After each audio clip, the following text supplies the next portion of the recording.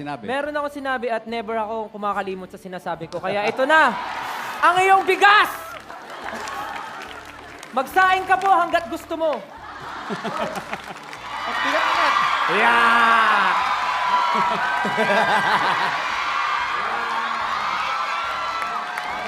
Hinay-hinay lang.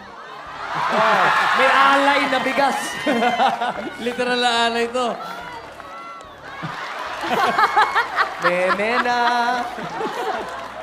Uy, pwede mag-request, Sir Dom? Pwede Ano yun? mag-request sa lahat ng nanonood ng The Voice Generations ngayong gabi. Kung katabi nyo ang nanay nyo, katabi nyo ang tatay nyo, bigyan nyo siyang malaking kiss at sabihin nyo, I love you and thank you. Wow. Yan ang gawin nyo.